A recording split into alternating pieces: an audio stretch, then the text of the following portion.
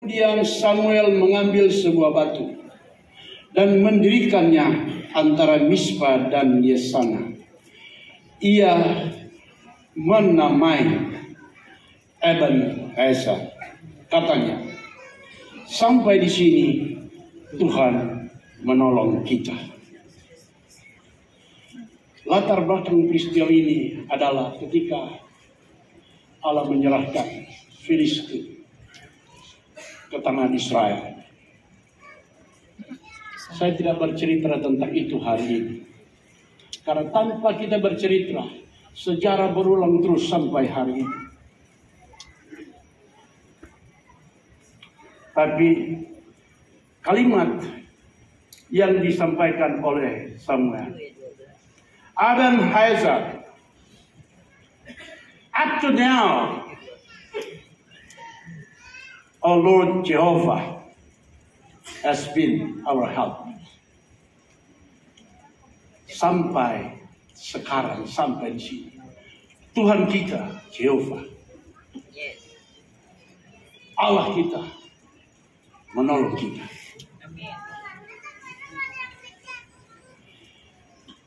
Dan oleh karenanya, PGPI boleh berusia 45 tahun. Kita patut berterima kasih kepada Tuhan dan kepada bapak-bapak pendiri PGPI, para pemimpin-pemimpin kita yang sudah mendahului kita, bahkan sampai sekarang masih ada tua-tua kita yang ada di sini.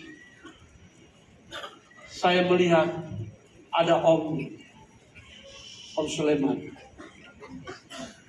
ya, Mulyani Sulaiman yang hadir.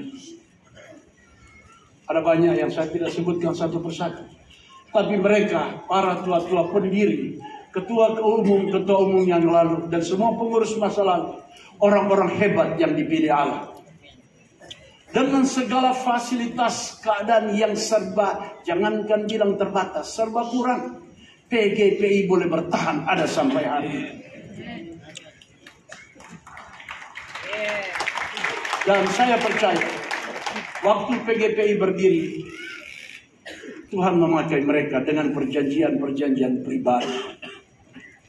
Dan kitalah yang meneruskan pada hari-hari ini. Karena itu tidak salah. Ebenezer, sampai di sini Tuhan menolong PGPI. Oleh karenanya, ada beberapa hal sederhana. Ebenezer, bahwa Allah menolong PGPI sampai usia 45 tahun pada hari ini. Tepatnya hari ini 14 September 2024. Dan kata orang, usia 45 tahun adalah usia mengarah kepada puncak produktivitas seseorang. Dan berarti PGPI sekarang sedang dibawa oleh Tuhan untuk menuju kepada apa yang Tuhan janjikan. Bukan hanya kepada kita, kita hanyalah alat sejarah.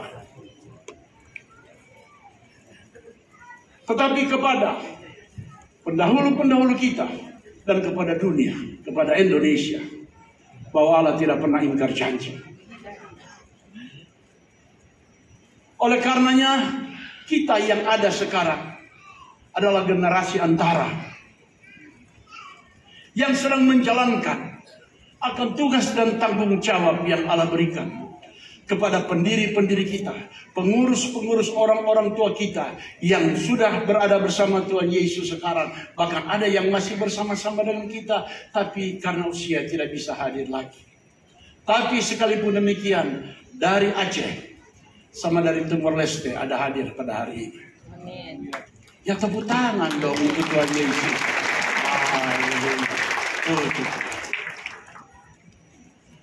Oleh karenanya, untuk tugas ini sekaligus saya laporan kepada pengurus PGPI. Ini kan hari ulang tahun PGPI. Bahwa PGPI dalam usia ke-45 ini menuju kepada usia puncak produktivitas, sedang melaksanakan pembenahan dan peningkatan. Oleh karenanya kita melakukan pembenahan pertama dalam hal pembenahan organisasi. Karena itu semua digalakkan, semua musyawarah provinsi kita laksanakan di seluruh Indonesia. Termasuk musyawarah provinsi luar biasa karena pembentukan daerah baru. Dan kemudian musyawarah kerja. Dan semua musyawarah provinsi berujung kepada MUBES. Sehingga semua searah, sejalan, seirama. Dan kita mendapatkan sebuah program, yaitu misi yang Tuhan tetapkan melalui visi yang Allah berikan kepada pemimpin-pemimpin kita. Dan kitalah yang disebut dengan mission and action. Misi dalam tindakan, saudara dan saya. Dan kalau kita boleh berada sampai sekarang ini, kita juga sedang melaksanakan pembenahan dalam hal sumber daya manusia. Sebab kalau dulu kita gereja aliran Pentakosta seringkali dipinggirkan soal pendidikan. Katanya gereja aliran Pentakosta cuma mengharapkan suara Roh Kudus. Dan Tuhan berbicara. Tuhan berbicara. Selebihnya suka-suka dia bicara. Tapi sekarang gereja-gereja aliran Pentakosta ada ribuan doktor teologi dengan ratusan sekolah tinggi teologi. Nah, saya tidak salah di sini ada STT Ekumene.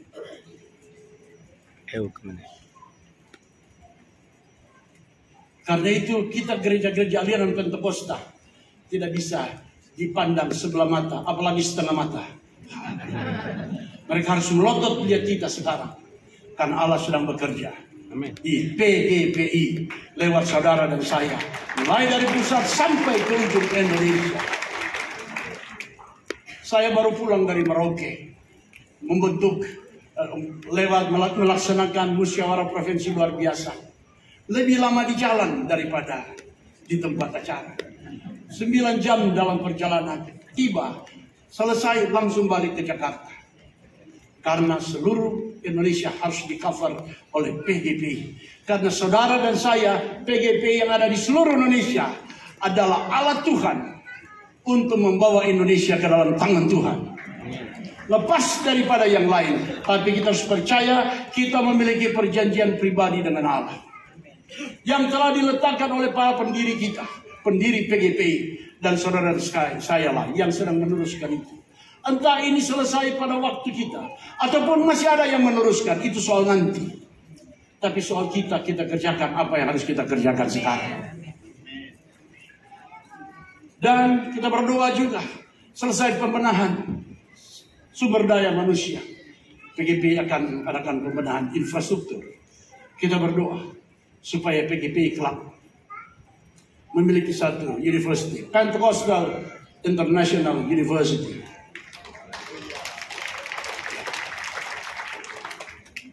Oh, mesti pakai bahasa Indonesia itu. Bahwa Universitas Pentakosta Indonesia Internasional.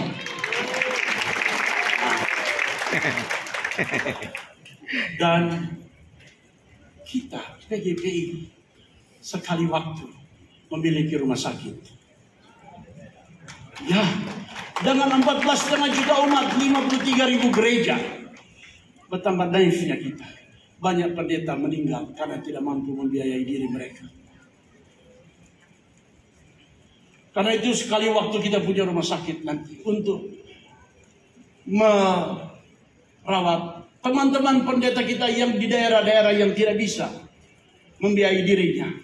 Dan mereka lebih cepat menghadap Tuhan Yesus bukan karena Tuhan sudah panggil mereka, tapi karena nggak punya biaya untuk pengobatan. Karena itu saya berterima kasih kepada Tuhan, kepada pemerintah sekarang, sekalipun masih terbatas dengan BPJS. 3 hari di rumah sakit disuruh pulang, suruh balik lagi. Tapi enggak, nanti sebentar ada BPJS, ada launching BPJS, keren pokoknya, lebih keren daripada asuransi yang ada.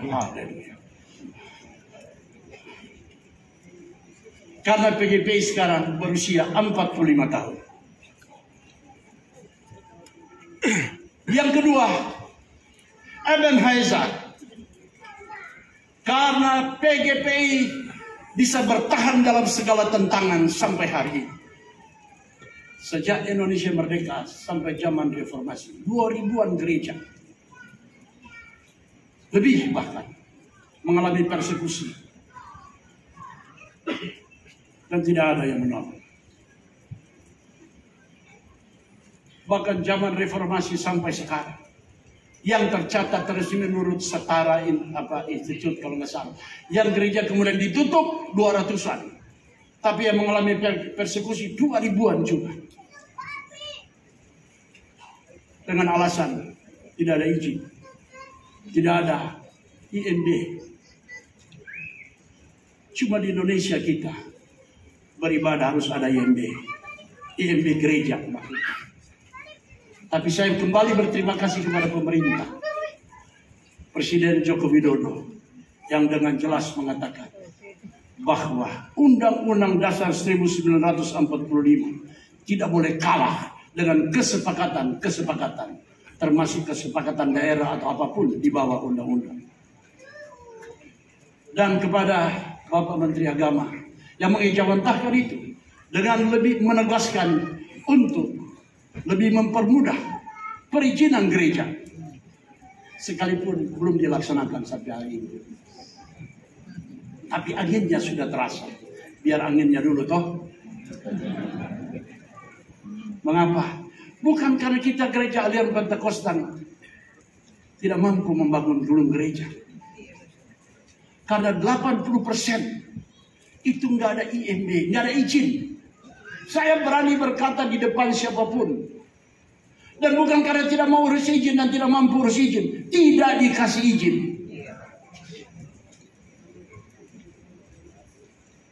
Tapi saya percaya di era sekarang Tuhan sedang bekerja. Karena tapi anehnya, sekalipun gereja aliran Pentakosta ditutup, bahkan dibakar kan? Ini bukan belum lama, baru 2 minggu yang lalu ada di Sumatera Barat, dibongkar. Anehnya, kemudian dibangun lebih besar dan lebih megah lagi. Itulah Pentakosta heran, Pak. Sehingga ada akhirnya pendeta Pentakosta bilang begini, Pak Pendeta, kalau memang syarat bangun gereja besar harus gereja kecil saya dibakar dulu. Sudah, biarin dia suruh mereka bakar gereja saya dah. Kalau mereka nggak mau bakar, saya mau suruh jemaat kita rame-rame bakar sendiri yuk.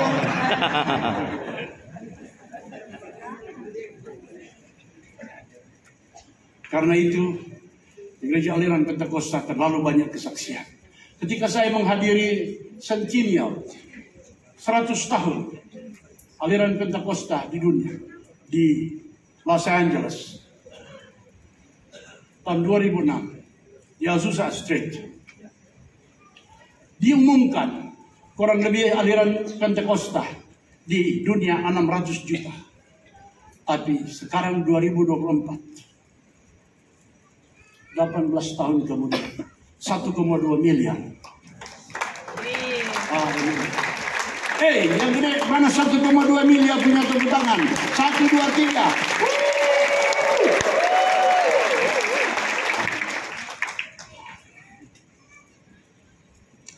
Orang bertanya pada saya, modalnya apa Pak Pendeta gereja bisa bertahan dalam segala macam bentuk tantangan ini? Modal kita, saya berkata, hanyalah ini, Alkitab. Tears and clean, lutut dan air mata. Karena Roma 12 ayat 12 berkata bahwa rejoicing in hope, bersukacita di dalam pengharapan, and patient in tribulation, dan sabar dalam kesengsaraan, and continue in prayer, dan bertekun dalam doa. Cuma itu modal kita aliran Pentakosta. Kita nggak punya modal sumber daya yang hebat, nggak punya modal cantolan di mana-mana. Karena aliran Pentakosta baru berusia 45 tahun. Kita punya modal hanya Dia, Yesus Kristus Tuhan kita. The Lion of Judah, singa dari Yehuda, the keeper of Israel that never sleeps, penjaga Israel yang tidak pernah tidur. And it's proven, dan itu terbukti sampai hari ini. Oleh karenanya, kita gereja-gereja aliran Pentakosta ada, dan gereja-gereja aliran Pentakosta ada dan bertumbuh. Bukan karena fasilitas, bukan karena pemberian-pemberian hal-hal yang istimewa, tapi bertumbuh karena niaya, karena tantangan, karena pergumulan, bahkan karena darah para martir.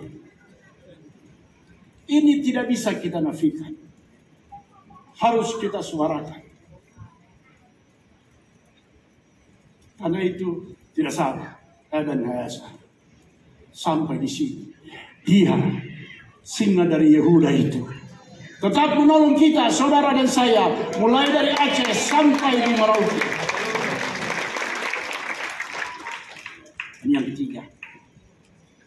ketiga, Eben Hayaza, kita PGPI dipersatukan dalam semua perbedaan. Ini hal yang terhebat. Karena itu tema kita sekian banyak tahun adalah diversity in unity. Unity in diversity. Kita berbeda-beda, tapi satu. Yohanes pasal yang ke-17 ayat 21. Tuhan Yesus berdoa. Dia berdoa, dia berkata, Bapa, biar mereka semua boleh menjadi satu. As you, Father, in me, and I in you, and so they all may be in us. Seperti bagaimana engkau di dalam aku di dalam engkau, dan biar mereka semua boleh berada di dalam kita, sehingga dunia percaya dan sesungguhnya bahwa engkau telah mengutus aku. Ini adalah doa Tuhan Yesus untuk sebuah kesatuan. Sampai hari ini persatuan harus tetap diperjuangkan, diupayakan, dan ini adalah doa Yesus Kristus. And if God pray, if we pray, God answer us. Jika kita berdoa, Tuhan jawab kita. Amen. But the big issue now is, pertanyaan besar adalah, if God pray, jika Allah berdoa, it's not only we must be answer. Bukan hanya kita harus menjawab, but we are the answer. Tapi kitalah adalah jawabannya. PGPI, Persekutuan Gereja-Gereja Pentakosta, adalah jawabannya. Karena gereja aliran Pentakosta didirikan dari tidak ada apa-apa, hanya modal Yesus Kristus Tuhan saja, sampai boleh bertumbuh. Ada gereja-gereja raksasa, ada gereja-gereja yang kecil-kecil, tapi semua kita sama di hadapan Tuhan. Amin. Karena itu teman-teman yang ada di ujung Papua maupun di ujung Aceh, jangan pernah berkecil hati.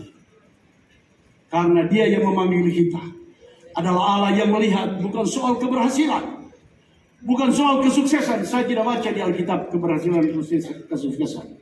Tetapi yang saya baca, kita berkenan kepada Allah. Karena itu, hari ini saya menantang kita semua. PGPI, jangan pernah berhenti bergerak.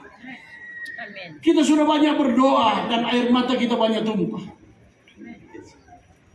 Ya, kita berdoa. Apa yang kita kerjakan? We pray what we do.